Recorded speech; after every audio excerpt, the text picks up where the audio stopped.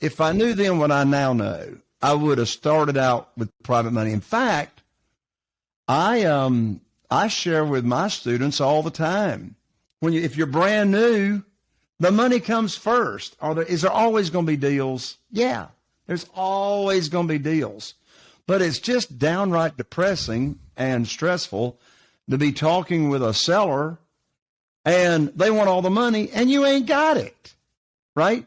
So I say and preach, get your money lined up. It's easy to get $500,000 or more in private money in less than 30 days, what I call sitting on the shelf, ready to go. If you're a real estate investor and are wondering how to raise and leverage private money to make more profit on every deal, then you're in the right place.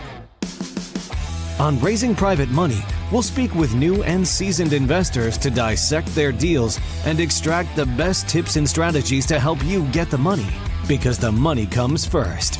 Now here's your host, Jay Conner.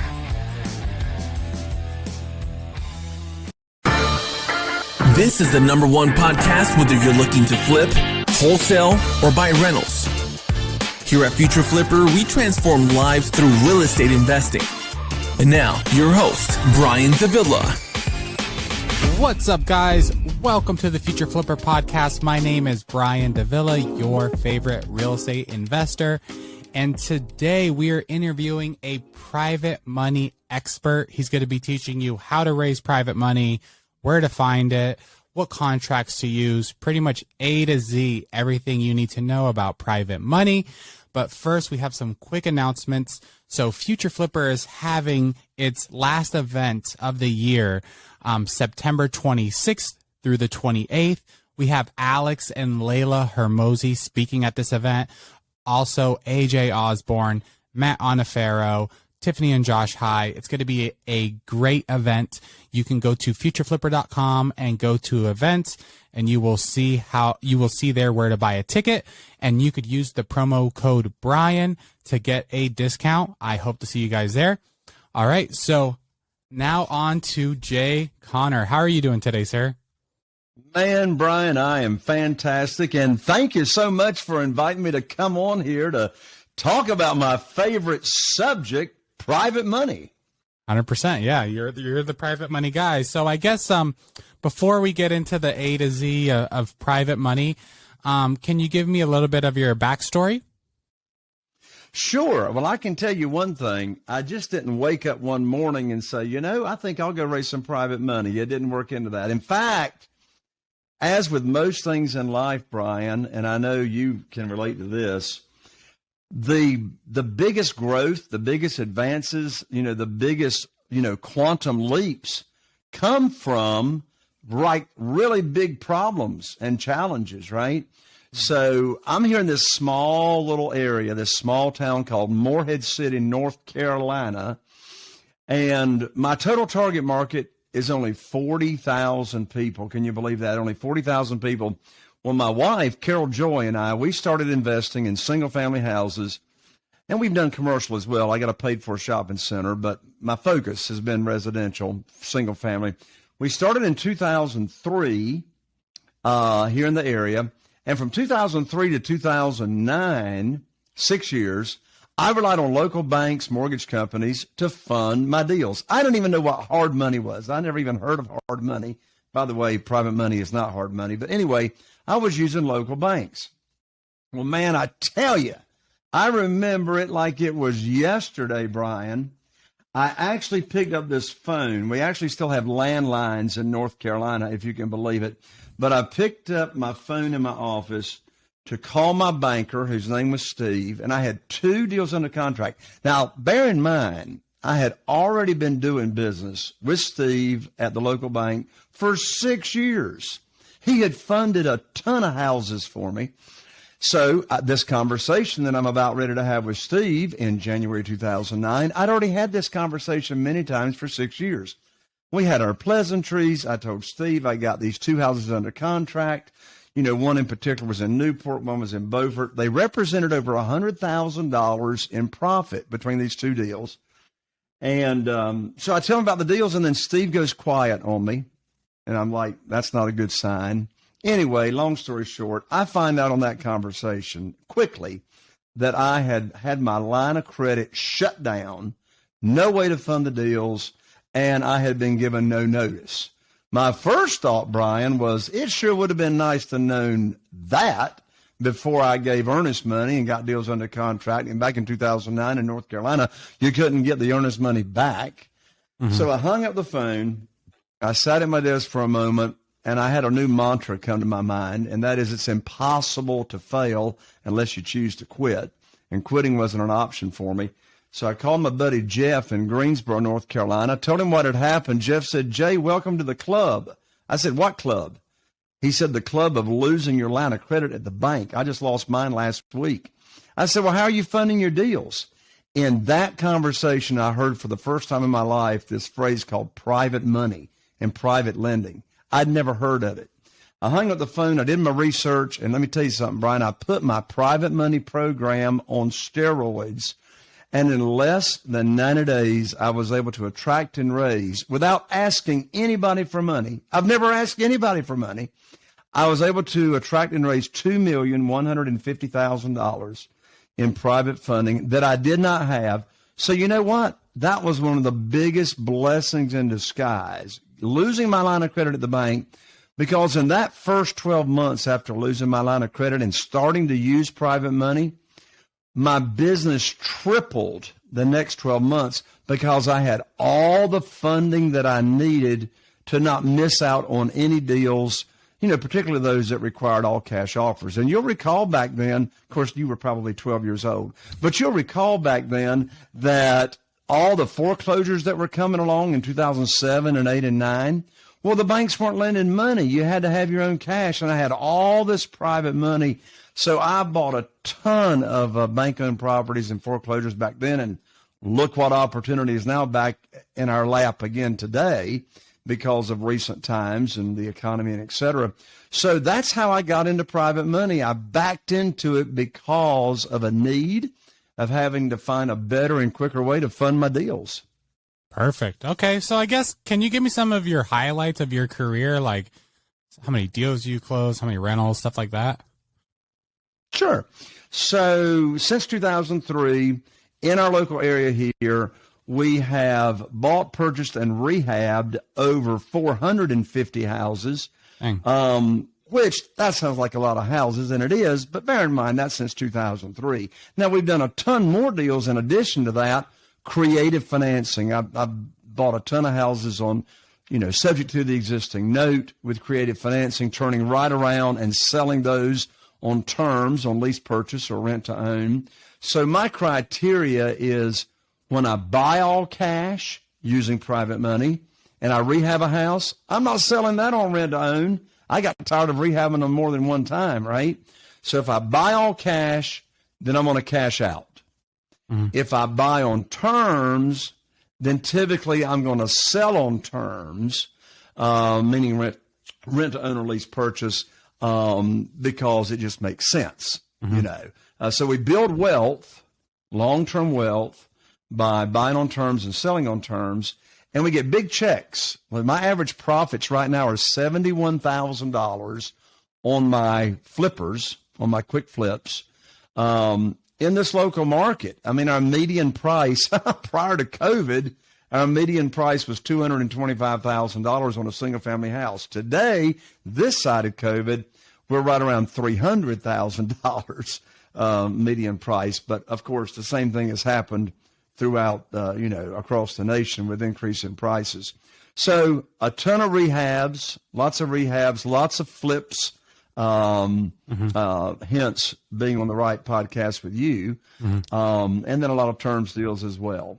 So right now, I'll do 2 to 3 flips a month, averaging $71,000. So, that works out okay, over $2 million in profits there in this small area per year. How do you get your deals? Isn't that the $1 million question? Yeah. I can tell you where we don't get our deals. Okay. You don't get them in the multiple listing service because there's no inventory, right? Now, I think we're going to see some bank-owned properties showing up in the multiple listing service. because of foreclosures opening up, but they're not there yet. So where do I get my deals? Well, in a small area, first let me say this, and I know you tell your listeners this all the time, but my belief is until a real estate investor has consistent motivated seller leads off market, FSBOs, for sale by owners, coming into their funnel every day, then real estate investing is a hobby and not a business. So consistent seller leads coming in every day. So what's my number one quality lead source? Well, it's really two. So it's sort of a toss between the two. So I'll start with Google Ads. So my Google Ads are very, very high quality. Of course, Google Ad leads, cost more. But right now, my Google Ad seller lead is averaging $150, which is pretty cheap. That's very for a cheap. Google Ad lead. Folks in Raleigh, North Carolina are paying $315 on average for a Google Ad lead. But, I only need 5. On average, I only need 5 Google Ad leads to buy a house on my lands. 5 times $150. That's pretty cheap advertising to get a $71,000 average profit deal. So I have 3 different funnels going, marketing ad campaigns going for Google Ads here in my market. Next to that is my foreclosure letters and my foreclosure tracking system. Carol Joy, my wife, and I started putting this together back in 2004, where we track physically. We go to the courthouse. We do not rely on any online services because the information is not updated quick enough for my liking. So we go to the courthouse. I say we have a courthouse assistant that we've had for years that goes to the courthouse twice a week, Tuesdays and Fridays.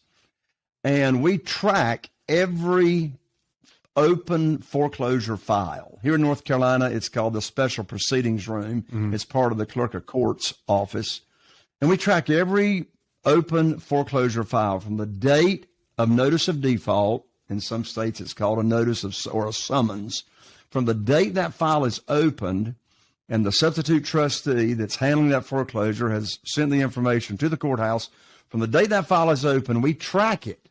When's the hearing date? When's the sale date? And in between the notice of default and the sale, I have 8 sequential letters that we mail to these people. You get a crazy 57% response on average, which if anybody knows anything about direct mail, that's crazy nuts.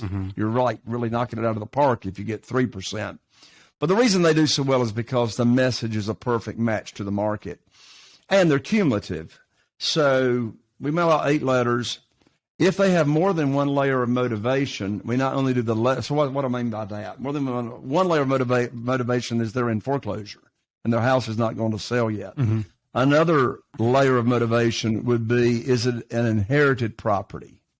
So if it's in foreclosure and it's inherited, we not only mail, but we skip trace and outbound call them, and we knock on the door, right? If it's vacant and inherited and in a foreclosure, then, we hire the Secret Service to go find these people. So, all those layers of motivation, the more profitable and more likely that is going to be a really, really good deal. However, I've learned over the years, the harder it is to find the owner or owners of a property, the more profitable it's going to be and the more likely you're going to get it, because the other real estate investors aren't going to jump through all those hoops to find the people, like we do. So Google Ads, direct mailing people that are in foreclosure, but the house is not going to sell yet. Thirdly, are Facebook ads. So Facebook ads are my ads that, and by the way, video obviously works much, much better on Google Ads and Facebook ads than just graphics. So I've recorded, videos, to increase that response. So on Facebook ads, they just show up in your news feed. Well, I need 15 of those to buy a house, because a Facebook ad is not as quality as a Google ad, because those people, are looking for us. Buy my house, sell my house, sell my house fast, all those kinds of things. And we do direct mail as well. I call other wholesaler signs. I love it. I don't wholesale deals. I've never wholesaled a deal in my life. I just like $71,000 better than 7,000 or 10 or 12 or 15. But within a small area, there's very, very few other real estate investors that are like really, really consistent. So we'll call other bandit signs, knowing in all probability they are a wholesaler. And so we'll call and introduce ourselves and get us added to their buyers list. And of course, we convince them that we can close any deal you got that makes sense within 7 days, because we got the private money. We got the cash lined up, ready to go, ready to close. I get all my title searches done by my attorney within 24 business hours. I got money sitting on the shelf, ready to close. And that's a big benefit of private money. I mean, when you got the cash ready to go and you don't have to apply for the loan, because again, private money is not hard money. You're not applying for any loan. You're already approved with your private lenders having the money pledged, ready to go. Anyway, I should catch my breath and let you say something. No, I think this is all great. It's very interesting. There's like a few things I want to talk about, but how long have you been a real estate investor? Since 2003, 19 years as of today. 19 years from today. Okay. I guess, what changes have you seen in the last 19 years as far as like strategies and fundamentals of real estate investing, or are they the same? Have they been the same pretty much? Fundamentals are the same. What do we mean by fundamentals? I guess fundamentals would be like, how are you finding deals? How are you funding deals? And how are you selling deals? It sounds like... Excellent question. So let's address all three of those. Finding deals has changed big time. Oh, really? 19 years ago, I didn't know nothing about Google. Oh, yeah, that's true. Yeah, I'm still thinking like, yeah, there's always been Google. So I mean, I didn't know anything about Google 19 years ago. I mean, Facebook. I didn't know anything about Facebook 19 years ago. So how did I first start finding deals? Well, way back then, you could actually find them in the multiple listing service. From 2003 until maybe 3 or 4 years ago.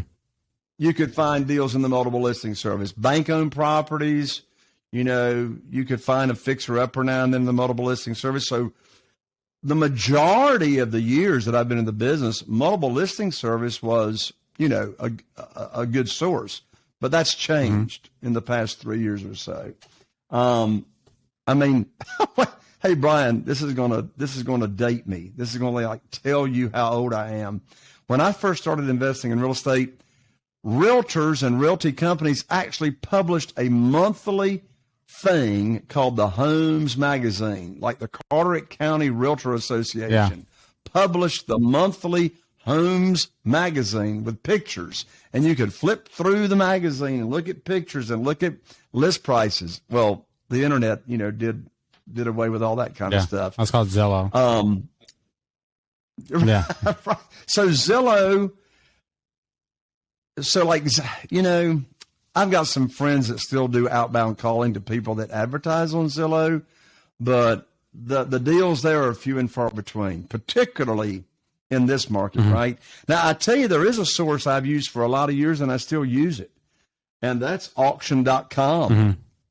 Auction.com, that's a free service that you can sign up for. But the catch is you got to have the cash, right? If you win the bid on auction.com, you got to give them 5% on your credit card of your winning bid, like immediately, like they're going to charge it immediately if you win the bid. And then you got to close in a reasonably, pretty quick period of time. Okay. So I guess. Oh, wait a minute. We didn't finish answering the question. So what's changed? Finding deals. We talked about that. Funding deals, well, we sort of answered that. My first 6 years, I used local banks. Since then, all cash deals are funded with private money, doing business with individuals. And then selling, one thing that's changed is just because of experience. So if I rehab a property that my criteria is that if I'm going to put more than $10,000 of renovations in it, it's getting to be what I would call, I don't want to have to put that money in it again. I'm probably going to put it in the multiple listing service and cash out. 10 to 15,000 or more, probably going to put it in the multiple listing service. But if I can buy a home and it doesn't need hardly any repair, I buy it on terms, subject to the existing note or seller financing, I'm going to turn around and sell it on terms, then I go that way. But what's changed is I used to, and I tell you, Brian, it takes me forever to get knocked in the head and finally wake up and change what I'm doing. But for a long time, I would rehab a house and I would do multiple marketing. I'd put it in the multiple listing service and I would also offer it on rent to own. And whoever showed up with the money first that I liked, I'd go with that. Okay, the rent to own buyer's got $15,000, $20,000 to give me in a non-refundable lease option deposit. I'll take the 15 or 20 grand, take it off the market, sell it to them. So the 15 or 20 grand was attractive, but I learned that, if they don't cash out, if they don't get ready for a mortgage, I get the house back and now I got to fix it up again.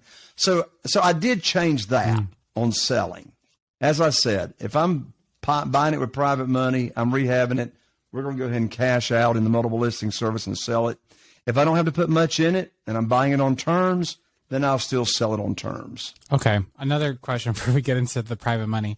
So this is more like a wisdom question, 2 parts. Wisdom, right? Because you've been in the game longer than I have, obviously. What regrets or what advice would you give someone who is in their first 10 years of real estate investing, now that you're at like 20?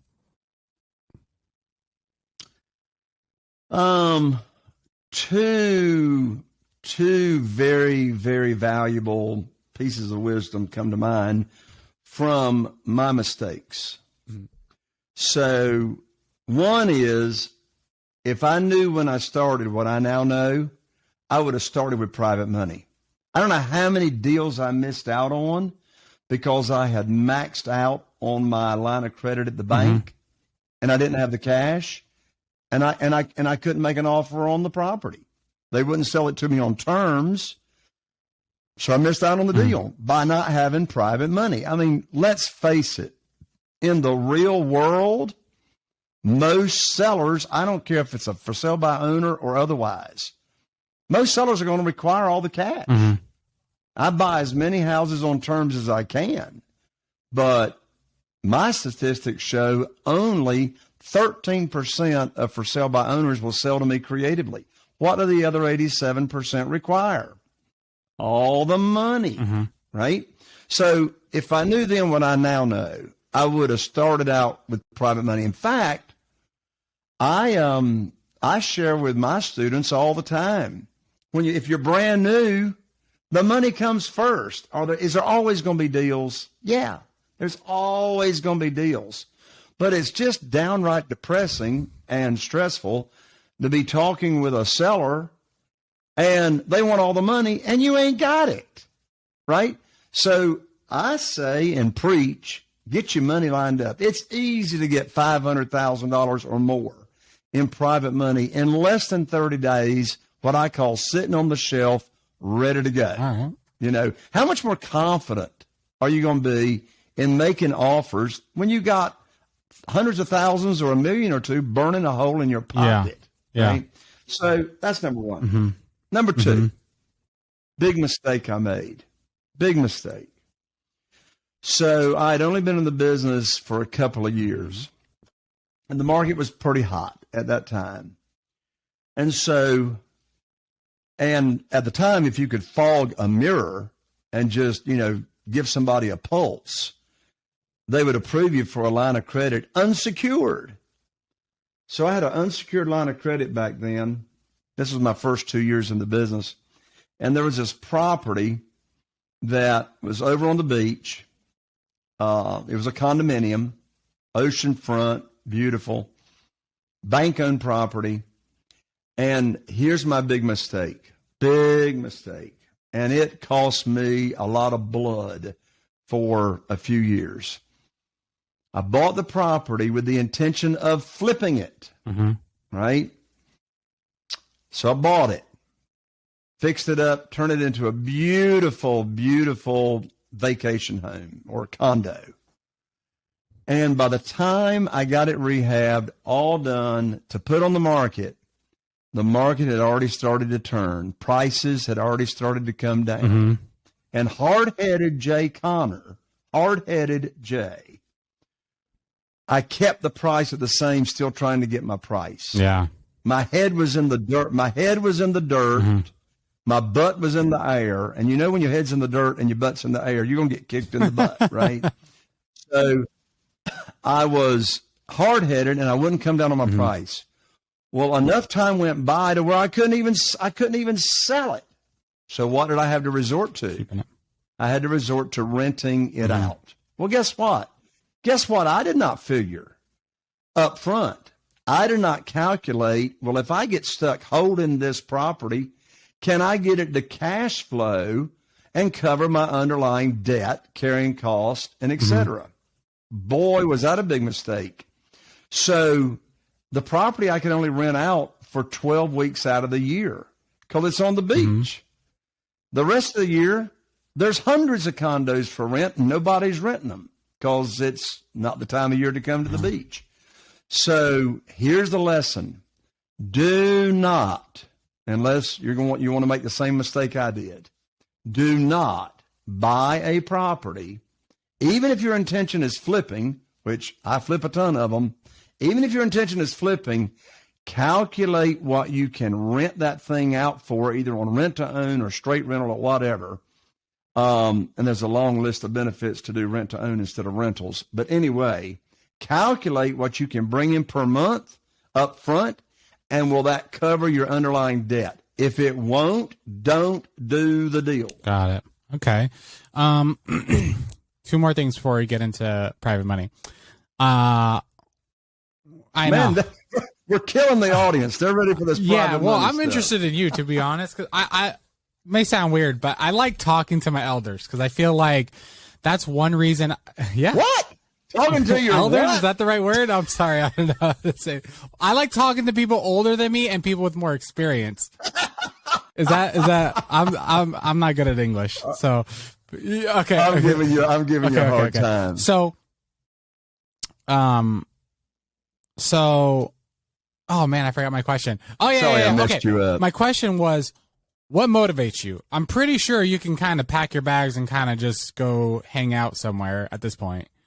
Why are you still doing this? Absolutely. Yeah. Well, let me answer that question with a short story. Okay. So a few years ago, I was riding down the highway with a good friend of mine. We go to church together. And we've known each other for 20, 25 years. Really good friends. And we're riding down the road and and his name is Neil. And just out of the blue, Neil says, Jay, when is enough enough? And I said, what do you mean, Neil? When is enough enough?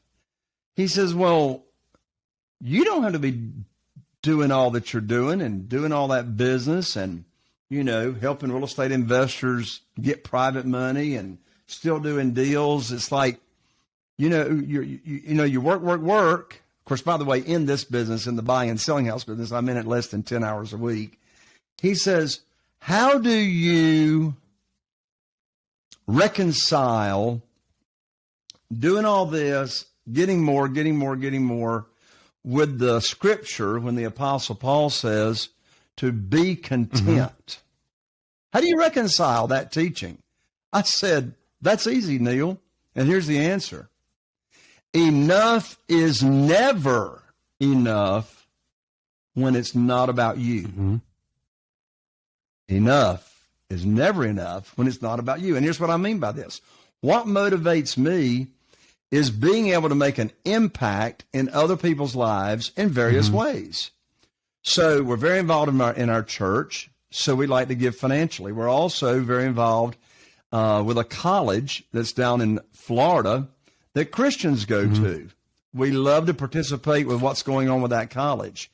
We have a new family that just moved here to our area that their fourth child, which is a baby, is having big-time heart surgeries, and it's a baby. Well, we're able to make an impact in that family's life. So what motivates me is giving back. What motivates me is serving. What gets me out of bed is making a difference in that other person's life in whatever way that is, whether it's encouragement, giving them hope, helping them out financially. And, you know, I think and I believe that we human beings were created to serve. We're created to help others out. And what motivates me is doing that. But if I sat home on my sofa and watched Andy Griffith and ate Cheetos, I wouldn't be able to do what I'm doing. You went old school with the Andy Griffith. Yeah. Well, since I am your elder, I need to tell you what reruns I watch. Okay. If you're listening to this podcast, then my guess is you're interested in real estate investing. Some of you are just starting out, while others are trying to scale their business to the next level. But the problem is, with so much information out there, most people don't know which program or coach to trust. Well, I'm a bit biased, but I believe my company, Future Flipper, can help you get to the next level. We've coached thousands of students from all over the world on how to build their real estate investing business. It doesn't matter whether you want to flip, wholesale, or buy rentals. Our coaching program has everything you need to become a great investor. There are many things that we include with coaching, but to give you a few examples, you're going to get an accountability coach. These are people that have had success in their own business, and they want to make sure that you achieve success in yours. We also have all of our documents, our systems, and processes that I've used to buy hundreds of homes. You can copy and paste them directly into your own business. And we have events where you get to meet me, top-level guest speakers, and other students who are crushing it. My students do deals with each other, and I personally do deals with them too. In fact, at a recent event, I just honored over 20 people in our program that made over $1 million in the last year. So if you want to grow your real estate business, head over to futureflipper.com and apply for a call with our team. The call is completely free, and they can help point you in the right direction whether you work with us or not. So go to futureflipper.com and book your call today. I'm going to start off differently. So I actually haven't been a big fan of private money because I came into this business with the mindset of, like, you know, work hard, make money, save it, and then invest that money. Not like get other people's money, invest it, and make money. And it always made me nervous that I would use someone else's money and then invest it and then lose, and now they lost their money. And I'm pretty good because it wasn't my money anyways. And I've also seen people do that where they go out, have absolutely no experience. They go out, raise money, lose because they had no experience. So they never put in the work to have that money. I don't know if that makes sense. And then they go lose, and now they just blew someone else's money. So honestly, I've never been a fan. I don't want to say I haven't been a fan, but I personally haven't raised a lot of money because of those things. Go ahead. Well, you bring up some really, really important points there, but go ahead before I comment. Yeah, so I guess, like, why do you think it's safe or smart for someone with no experience to raise private money if they haven't had to put in the work to make that much money? Mm-hmm. So first of all, I never recommend for a new real estate investor to take on a major rehab project with no experience, right? I mean, you need the general contractor relationships in place. So definitely on your first major rehab, joint venture with somebody that knows what they're doing, or, you know, at least have a smart mentor at your beck and call on the telephone. But here's why. In all these years, so I've been using private money for all cash deals since 2009, as I shared the story when we started out. So why have my private lenders never, ever lost any money? Why have my private lenders? I got 44 of them right now. You don't need 44. Just start out with one or two, right? So I've got $8.5 million of those 44 private lenders that I rotate from house to house to house to house, right? And I'll have, like right now, sometimes people say, well, Jay, why are you using private money and you making all that money? Isn't it a smart idea to use your own cash for all cash deals? Isn't that and then you're not paying interest on it? Of course, for short term, that's a great investment of your own cash. But I don't want my cash tied up in 20 houses or 20 projects, right? I don't want all that cash of mine, going on at the same time. So my second comment is the reason my private lenders have never lost any money. They've always been paid what was due to them in the deal. And by the way, I don't joint venture with private lenders. They do not get a piece of the action. They don't get part of the profit. I don't joint venture with private lenders. They act as a bank. My LLC owns all the properties, and the private lender is the lender. They get the same protection as a regular bank, right? So the reason they've never lost any money and always got all the money coming to them is because of my buying criteria. My rule is do not borrow more than 75% of the after repaired value. So that's a 25% cushion between the after repaired value and the amount that I'm borrowing. So if the market changes and prices start to come down, I got plenty of room to lower that price, and my private lender is still made whole. Now, the only way that formula is going to work, and by the way, I never take any of my own money to the closing table. Never. I always bring them a big check when I buy, because I always borrow more than I need to buy the property. And that's because I'm going to be having rehabbing costs and et cetera. Very common for me to bring home a $30,000, $40,000, $50,000 check when I buy and take none of my own money to the closing. Now, the only way that formula is going to work, and why it does work, is because on a major rehab, it's very common for me to buy a house, buy a property at 40 to 50% of the after repaired value. So here's a quick little, example. Let's say I got a house, for easy figuring, that's got an after repaired value of $200,000. And let's say, for sake of conversation, I'm going to buy that house for $100,000, which is very common in my world. That house is going to need a rehab. I'm not going to be buying that house at 50% of the after repaired value unless there's going to be rehab involved. People just aren't going to sell at that kind of a discount unless there's major work to be done. So $200,000 after repaired value, I buy it for $100,000. Well, using my criteria, I can borrow up to 75% of the after repaired value. Let's say the rehab is $30,000, $35,000. Well, I'll get my private lender to wire, one of my private lenders, to wire $150,000, that's 75% of the after repaired value, to my real estate attorney. We use attorneys in North Carolina to close deals. Most states use title companies and escrow companies. Anyway, so whoever the closing agent is, wire the money to the closing agent. So here's $150,000 that's wired in. That's 75% of the after repaired value, $200,000. I bought it for $100,000. So I'm going to bring home a check, less closing cost, of $50,000. Well, the rehab's 30 or 35. I can use the other $15,000 any way I want to. Marketing cost, Murphy does exist in every property. Murphy lives in every property, right? And sometimes Murphy's cousins and sometimes Murphy's children show up. That's the unexpected, right? So I bring home a big check. Now, when I go to sell it, let's say the after repaired value is still $200,000.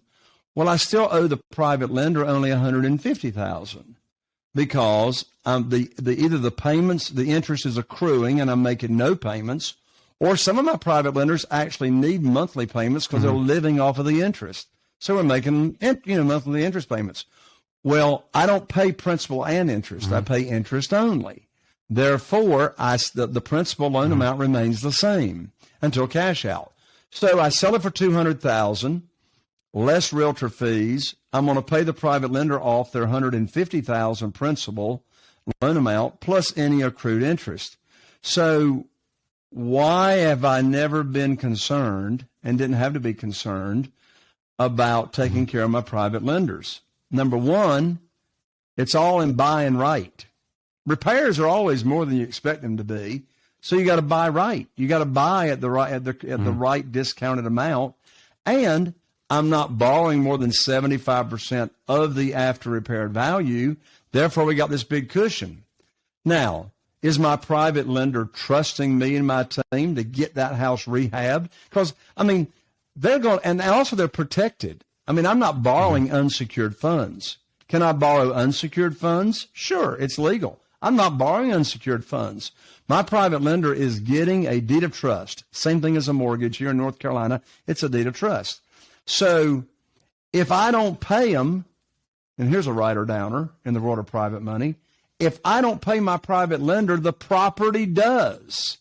In other words, if I don't keep up my end of the deal, they get the property. And in fact, they're going to make more money off the property than the interest I would pay them. So their investment is secured. There's three big reasons private lenders do business with me and do business with my students.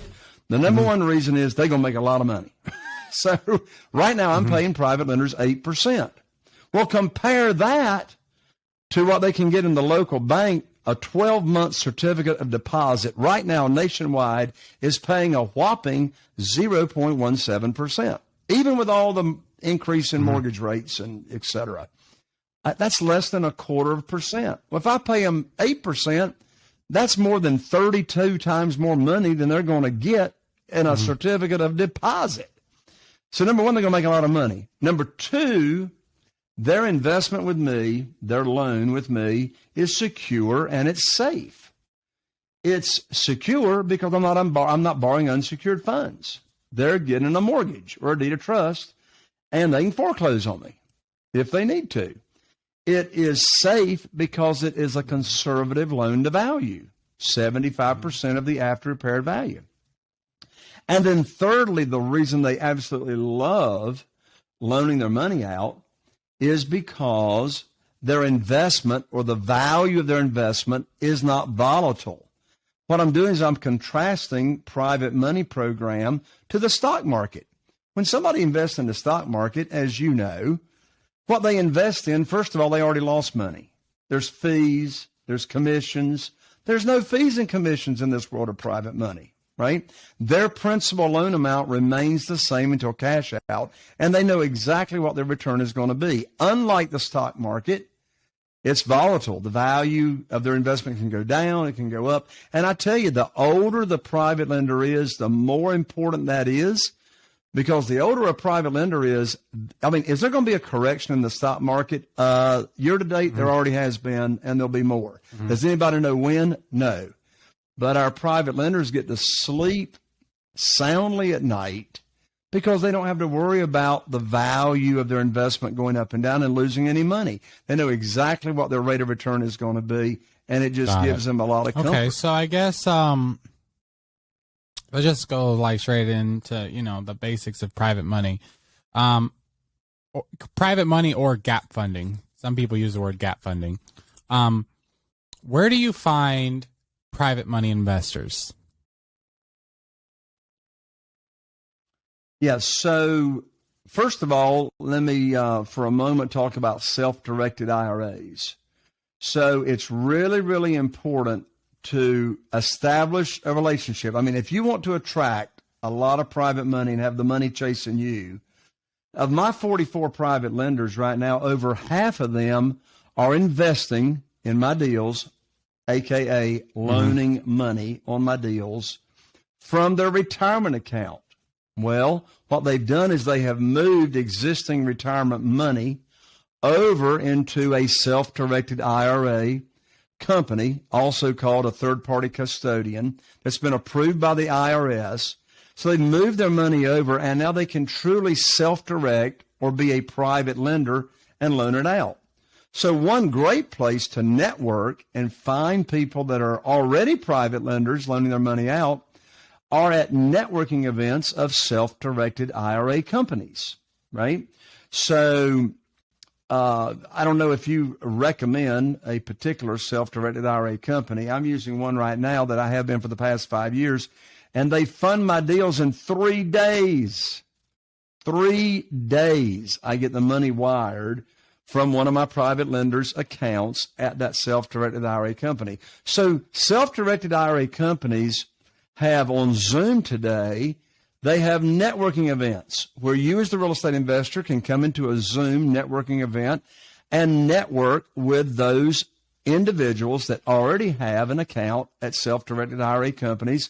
And did you know this? Over 70% of account holders that have self-directed IRA accounts are wanting and do loan money to real estate investors. 70%, over 70%. So right there is a great place. There's 3 primary categories, Brian, where to find private lenders. And here they are. Number 1 is what I call your own personal warm market. I'll define that in a second. Secondly is what I call existing private lenders that I just talked about. And the third category is what I call your expanded warm market. And I'll describe that briefly. So who is your warm market? Your warm market is anybody that you've got any kind of relationship with. They are in your cell phone. And I'll tell you, you know a lot more people than you think you do. Just think how many contacts are in your cell phone. All of them and the people they know are potential private lenders. That's your warm market. Cell phone. Who's on your email list? Potential private lenders. If they're on your email list, they're in your warm market. Social media. Who are you connected with on Instagram? Who are you connected with on Facebook? Who are you connected with on LinkedIn? Who are you connected with on Snapchat or whatever they call that thing? So any of your any of your social media contacts are potential private lenders as well. Who do you go to church with? Who do you go to the Rotary Club with? Who are you in the Chamber of Commerce with? Any kind of groups that you are already in. That's the warm market. Your expanded warm market is, sometimes students will say to me, they say, Jay, my warm market is broke. Yeah. All my people ain't got no money. Well, first of all, I don't believe them. I think they're just intimidated to even start a conversation about private money. Or lazy, mm-hmm. or they don't see the benefit of it, right? So expanded warm market. Well, how do you expand your warm market? Those areas I just mentioned. Get involved in the community, right? Get in, Rotary clubs, Chamber of Commerce, et cetera, et cetera. And then existing private lenders. Well, I already mentioned one place to find existing private lenders, and that's people that have accounts at self-directed IRAs. But where else can you find them? Well, when I started out, I hired my real estate attorney's paralegal to search public records in our local county looking for individuals that are loaning money out secured by real estate, having a mortgage. I didn't want company names. I want individual names like Brian Davila, right? That's loaning money out and has a deed of trust. Well, in 90 days, I only found 2 people. I said, well, I need a quicker and better way. So years ago, we hired sophisticated software developers, and I now have my own personal private lender data feed, and my students have access to it as well. But in that data feed, we update it every month, and we have a record of every private lender loan that's closed in the United States, everywhere. The individual's name, who they are, the amount of money they're loaning out, the interest rate they're getting, all this comes from public records, their contact information, all that stuff. And so now myself and my students access existing private lenders at the push of a button, just using the private lender data feed. But those are the primary places that, locate private lenders. And then let's just get into the super basic little questions that I know sometimes those little questions prevent people from taking action. So let's just say I find you're a private money lender. I find a deal on Banana Street. I'm like, hey, Jay, I got this deal. It's $100,000. I need $50,000 for the rehab. What do you do? And you agree? What are the next things you do? I'm so glad you asked that. I'm so glad you asked that question, Brian, because that's the way most real estate investors approach private money. So here's the deal. I've never pitched a deal in my life. I've never pitched a deal. Because if I contact a private lender for the first time and I have a deal, I'm already sounding desperate, right? Or, so here's the thing. How do I have all this private money and I've never asked for money and I've never pitched a deal and I get my deals funded? I put on my teacher hat. That's a writer downer right there. In my warm market, none of my private lenders today had ever heard of private money. They didn't know what private money was. They didn't know what private lending was. So I taught them what private money is, and I taught them my program. So, what's the interest rate? What's the length of the note? How are you protected? What happens if Jay Conner loses his mind and moves to the Caribbean? How are you protected? How can you get your money back in case of an emergency and you need to get your money back? So I teach them about private money and my private lending program. And by the end of my teaching, which only takes about 20 minutes to walk through my private lending program that I teach to potential private lenders, that can mean a group. I mean, I've raised $969,000 at one private lender luncheon where I only invited 20 people. And I fed them. And I taught them my private lending program. So here's the secret sauce. This is so important. I teach the program how they can earn high rates of return safely and securely. And I teach them the program. At that point, I shut up. I don't even ask them. Well, I mean, now they're chasing me. Where else are they going to get these high rates of return safely and securely? It's our job to get the word out. I mean, they need us more than we need them, right? So we teach them the program. Now they tell me how much funds they have available. Is it liquid investment capital? Is it retirement funds? Do I need to introduce them to my representative at my self-directed IRA company that I do business with? Where are they getting the money from? They tell me the range of investment they got to work with. And I say, great. I will now go find you and me a deal just as soon as possible. Well, that might be within a day, 2 days, 3 days. It might be 2 weeks, 3 weeks, or 30 days. But I want to put that money to work for them just as soon as possible so it doesn't disappear on me and they use it somewhere else. Now, here's the secret sauce. They love the private lending program. They've told me how much they have to invest. So the first secret is, do not bring a deal and get a new private lender in the same conversation. All right? That's the first secret. Second secret is, now you got a deal. The most stupid thing I could do would be to pick up the phone, call them up, and say, I got a deal, explain the deal, and ask them, do they want to do the deal? That's stupid. Of course they want to do the deal. They've been waiting for the phone call. So I have a deal. I call them up. And I only tell them 4 things. And initially, that's actually more than they want to know. I call them up. Here's exactly the scripting, Brian.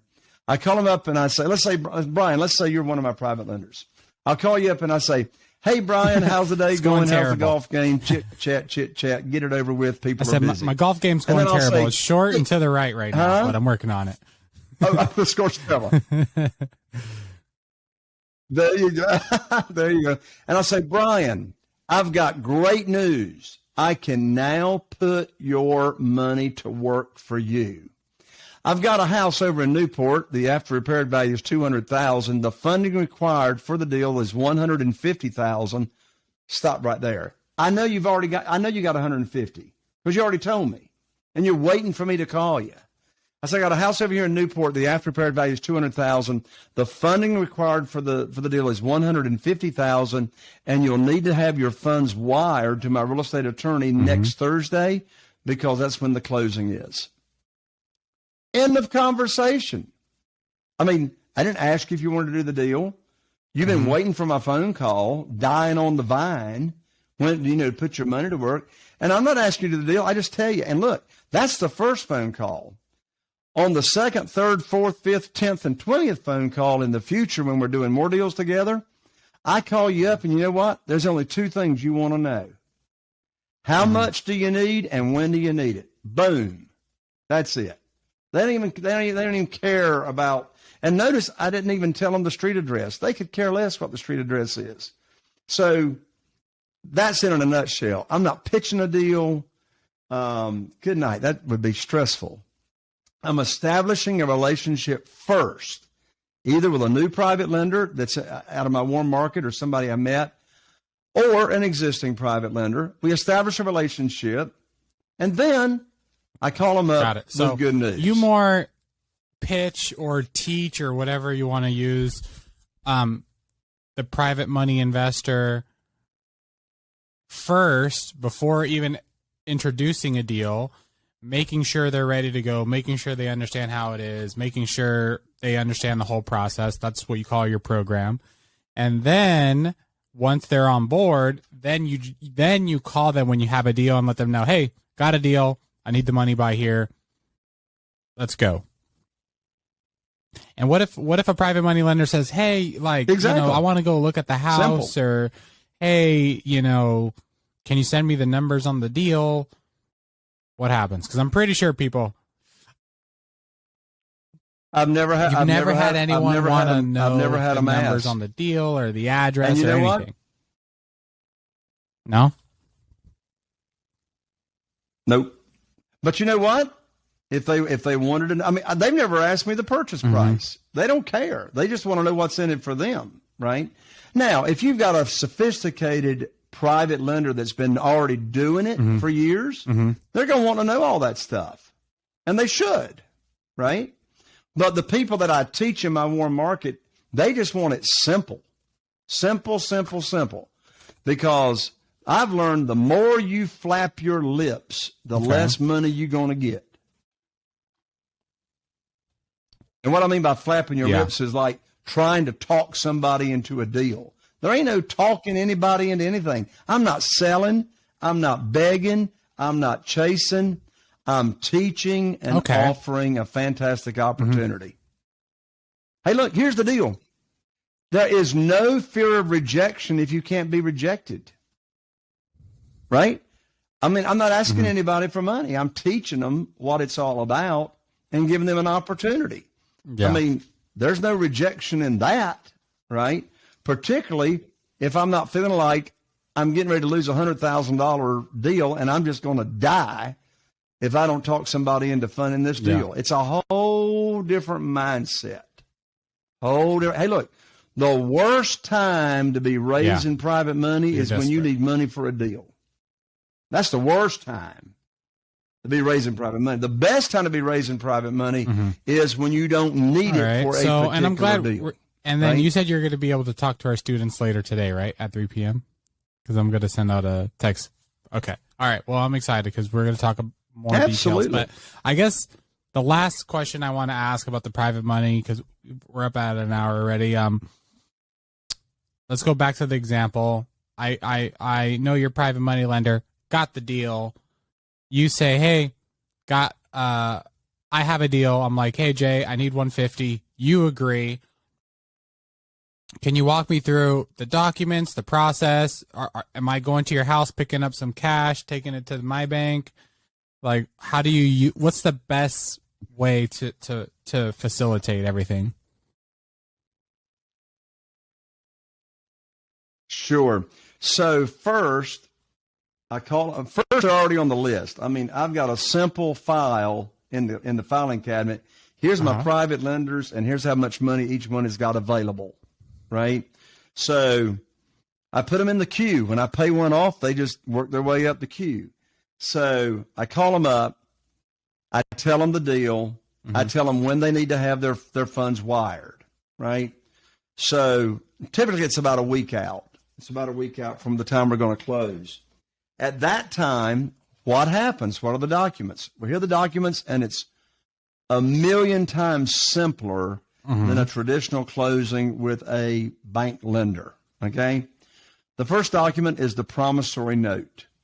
What's the promissory note? Well, you all know what that is. It has who's the lender. Well, that's the private lender's name, not their company. They ain't got a company. Private lender's name is the lender. Who's the borrower? That's my LLC or my land trust, whatever entity that I'm buying the property in. What's the principal loan amount? All right, there's the principal loan amount. What are the frequency of payments, if there are any payments? I mean, stop and think about it. In this world of private money, you bring home a big check, and you don't even have to make any payments until you cash out on some of the deals. So what's the frequency of payments? What's the interest rate, right? Am I giving them a 90-day call option? Can they call the note due early if they have an emergency, right? So the promissory note, very, very simple document. Second document is the deed of trust or the mortgage. One and the same, just depends on the state the property's in. That collateralizes their note, right? That gives them the legal right to foreclose if you do not pay them. Well, guess what? If you're not making monthly payments, there's no foreclosure there, and you're going to need to pay them when you cash out, or your new buyer can't get a clear title, right? So deed of trust or mortgage to collateralize the note. The third document is the insurance policy. So on the insurance policy, we name the private lender as the mortgagee. So if you have any insurance claims, the private lender is protected because the insurance company is going to make the check payable to your company and to your private lender. Your private lender's got to sign off on that check before you deposit it. It protects them. And then on the title policy, the private lender is named as the additional insured in case there's any title issues down the road. And in 19 years, I've never had any title issues, but I'd never buy a property without title policy. Those three. And that's it. That's all the documentation. And here's what's really cool. Go ahead. Oh, yeah. So here's what's really cool. I don't have to spend 30 minutes or an hour on the phone with my real estate attorney telling the attorney or the paralegal how to prepare the documents. And I'm for sure not going to prepare the documents. Nobody on my employee staff is going to prepare the documents. The real estate attorney always prepares the closing documents that I just went over. Well, they only got two documents to prepare. The deed, the promissory note, and either the deed of trust or mortgage. Now, I've got a simple one-page Word document that takes less than 5 minutes, literally, to fill in, that we email. I call it my closing agent instruction letter. And we just fill in who's the borrower, who's the lender, what's the principal loan amount, what's the physical address that's collateralizing the note, what's the interest rate, what's the frequency of payments, and we email that document to our real estate attorney, their paralegal, and boom, closing documents are prepared and ready to go within 24 hours. So there's no cash. It's all checks, right? The private lender's wiring the funds to the real estate attorney or your closing agent. And by the way, I don't even have to go sign any documents. I've given power of attorney to my real estate attorney. My real estate attorney can buy and sell any property on behalf of me because I have given them power of attorney. Since I love to travel, and me and my wife travel a lot, I just approve the closings by email with my real estate attorney. Oh, that's crazy. And boom, they can actually do the closings for me. Well, I think this was a great podcast, and hopefully I did not offend you when I used the word elder. But like I said, I think I've had a little bit of success in the last few years, and it's because I always go to people who have more experience and pick their brain, try to gain their wisdom, so I don't have to go through the same hardships. So I think this is a great podcast. If anyone's interested in learning more about private money, I know you're going to be on a coaching call with our students, but let's just say they're not one of our students.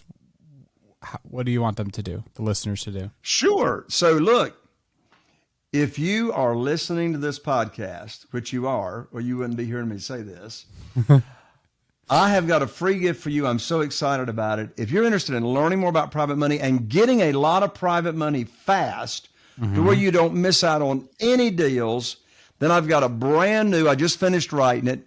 It's a private money guide, and it's called 7 Reasons Why Private Money Will Skyrocket Your Real Estate Business and Help You Build Incredible Wealth. You can download it absolutely for free, F-R-E-E, free. And here's where you go to download it. Go to www.jayconner, J-A-Y-C-O-N-N-E-R, I'm an E-R, not an O-R, JAYCONNER.com/money guide, jayconner.com/money guide, and it will get you on the fast track to private money.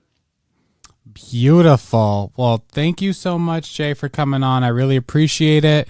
If you're still listening to this, make sure to like this video, subscribe to the channel, and if you're interested in learning more about flipping houses, wholesaling, building your wealth, check out futureflipper.com and book a free call with someone on our team, and we will see you on the next episode. We are out. Are you feeling inspired by the knowledge you gained in this episode? Then head over to jayconner.com/money guide. That's JCONNER.com/money guide. And download your free guide that shares 7 reasons why private money will skyrocket your real estate investing business right now. Again, that's jayconner.com/money guide to get your free guide. We'll see you next time on Raising Private Money with Jay Conner.